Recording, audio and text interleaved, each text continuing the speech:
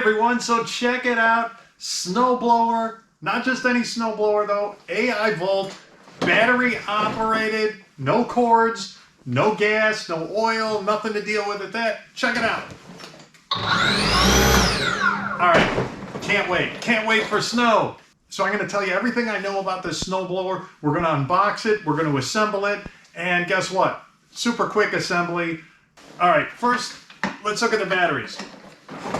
Right here, they give you two batteries, 20 volts each, 4 amp hours, and this is supposed to provide 45 minutes of runtime. Of course, I don't know what that means, 45 minutes. Does that mean if I just hold the handle here and we're not doing anything with the snow, it's 45 minutes? I don't know. We're going to find out. Comes with a charger. Charge both batteries at the same time. And I'm going to give you a big tip right now, right up front, from owning all kinds of battery-operated things, including my Tesla. These batteries, lithium-ion batteries, work better when they're warm. Now you're going to say, well, how do I, we're out in the cold here, we're out in the winter time. How do you keep batteries warm? Well, charge them inside, okay? Charge them inside the house, keep them warm, bring them out here, plug them in, then go plow your snow. You're going to get much better run times that way. It's a 20-inch plow up to 12 inches high. You got these cool LEDs. These are great. Why? Because it's dark in the winter, all right? So many times I'm out there shoveling, plowing snow, and it's dark already. Nice. While you've got to manually adjust it down here, the height of how far you're going to be blowing the snow, over here, you've got the crank. So you don't have to go over here and turn this every time you change directions. Nice. Okay, good size 7-inch wheels. That's nice. Feels nice and light. You can move it around real easy. That's good. You've got your safety here, very important. Right? Yeah. These things are dangerous. Okay, you want to store it? No problem. Put these down. Boom, like that. You want it a little bit more tidy even. You could take that, you could take this out.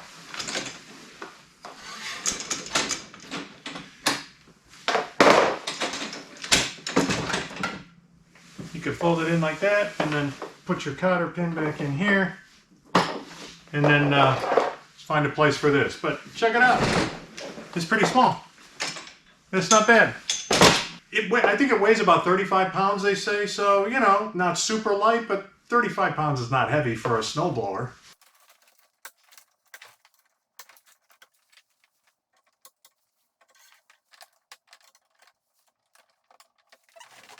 Ready to go. Okay, so what I love about battery-operated anything these days is not having to deal with gas and oil and all of that other business, because what happens is, like, I'm in the Chicago area and we will get a lot of snow. We get tons of snow, but it's not like constant, all right? I don't live in Alaska. I'm not doing this every day. So if I've got a normal snowblower, that thing is going to sit around for, 80% of the year without even running. Well, what happens to a motor? You got to maintain it. You got to either run it, the gas in there gets old, you got to change the oil. It's a pain. It's a massive pain in the butt. Battery though, what do you do with it? Nothing. You take the batteries out, you charge them back up, you put them back in. That's it. You're done. You're done. There's really no maintenance here, okay? I don't know what you're going to do with this thing. That's it. No oil, no gas, just batteries. That's it.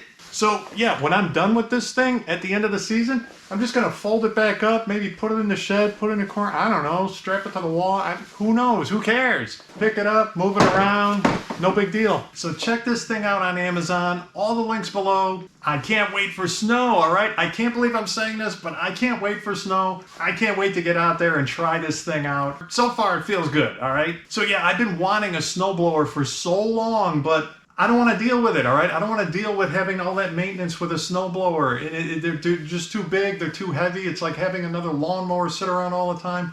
I didn't want to deal with it. They're expensive. This thing, right price. For my size driveway, I got a 2-car driveway. All right, so I haven't charged these up at all. Again, they are at most, they're at half charge. So anywhere from 25% to 50%. Both of them are charged the same. But I don't know. I'm dying to try this thing out. It'll slide in there nicely. Okay, cool, cool. Nice hatch. All right, looking good.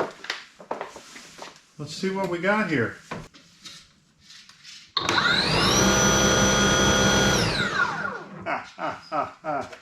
So this thing does have a safety on it. You can't just pull the lever here and have it start cranking on you.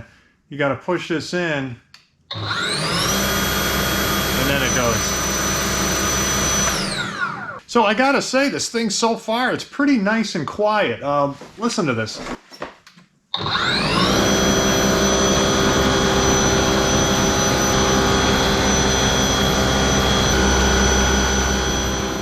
I love the lights. It feels super torquey, but of course, I've got nothing to plow with it yet. All right, I want to take a closer look at the impeller, but one thing that I have learned about these snowblowers is that the most dangerous accidents happen with this impeller, okay? I know a guy, literally I know a guy who lost a finger in a snowblower, okay? Why? What happened? I'm gonna tell you this story now. His snowblower jammed up on him, so a stick or something got caught up in there. The whole thing jammed up, and he had it off, right? He stopped it. It wasn't like it was running and he came over and started messing with it. So the motor was bound up. Even though it wasn't running, it wanted to turn still, all right? I don't know how far it wanted to turn, but if you can understand that. So like the motor was still running it, and the impeller wasn't turned, it was bound up, and it still wanted to twist. He came over, put his hand in there, pulled out some stick or something. The motor that caused the motor to turn just, you know, it doesn't have to turn much, grabbed his finger, literally chopped the tip of his finger off. I don't know how far it went, but I don't remember exactly, but he lost part of a finger in one of these snowblowers.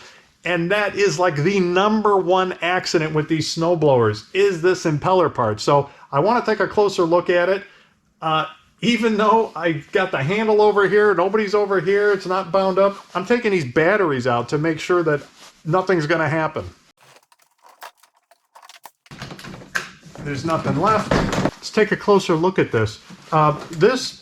You could tell this scoop's pretty low to the ground here. I mean, this is pretty much on the ground, so it's going to be scraping off the ground. That's nice. And this is heavy duty. Look at this. I'm pushing right on the middle of this here, and I can't budge it. That is some heavy duty plastic, and you can see it's got a big angle on there. It's all reinforced underneath. That's heavy duty. This looks really beefy. You could see that. This is some kind of, I don't know, plastics, all right? Who am I trying to kid? But this thing is really, really stiff. Since it's battery operated, I'm assuming DC motors are going to have a ton of torque. They seem to move fast. This thing is supposed to blow snow up to 20 feet. As you can see, you've got adjustment here. I showed you the adjustment here on the crank. You know, you can move that around, back and forth, all over the place. Check this out. Handle, right here.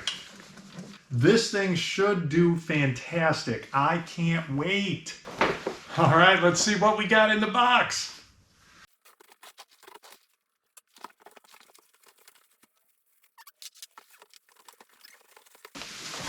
All right.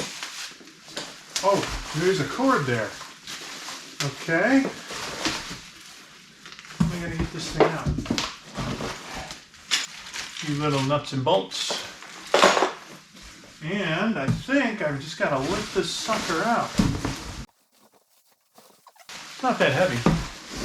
Maybe, I don't know, 25, 30 pounds maybe. Okay, this looks like, let me pack this now. All right, the chutes.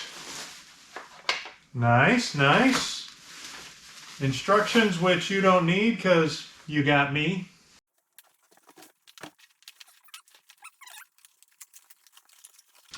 Okay, two 20-volt, 4-amp-hour batteries. Oh, I like when they put this on the batteries now. Yeah, they come, looks like half charged. Half charged. Okay. Charger. Pretty standard. Okay.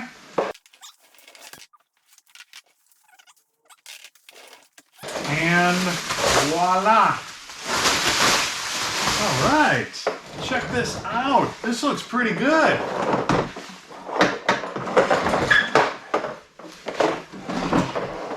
Yeah, I'm liking this. Let's start putting this together. It looks pretty easy, but let's see how it goes. Okay, the first thing we got to do is put these handles on, and they attach with these guys here, and these are quick release, so that I'm assuming so that the handles can fold back up and you can store this easier.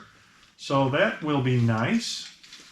All right, so first thing, let's unscrew this and leave it like this. Okay, correction in assembly. This cord needs to be on top of this. Don't let the cord go underneath, otherwise there's not enough slack for when you fold it in, when you fold the handles in and try to store it.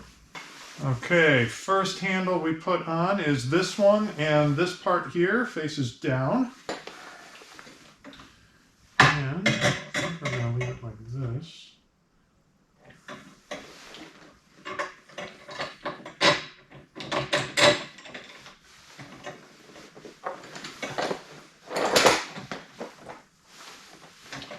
And then this curved part goes towards this way.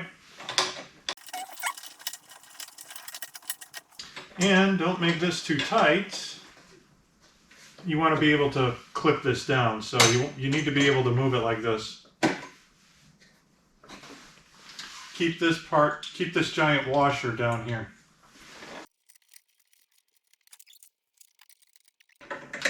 There are two different holes here, but only one hole here.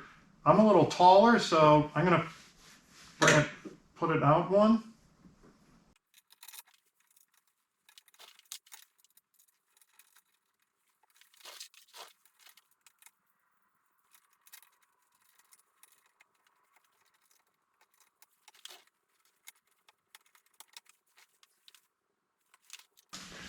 Okay, so these guys hold the cable in place.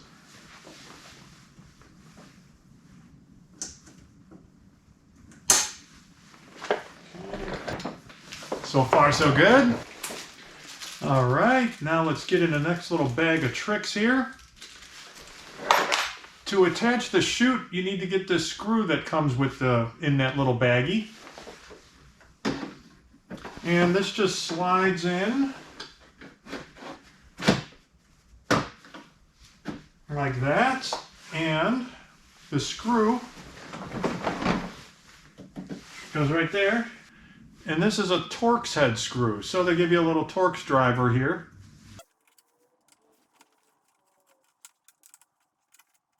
Now let's put this guy on. First thing is we slide this through here. All right. This cotter pin is in the bag with the screw. And all we do is put this right in there like that. Put this through the hole.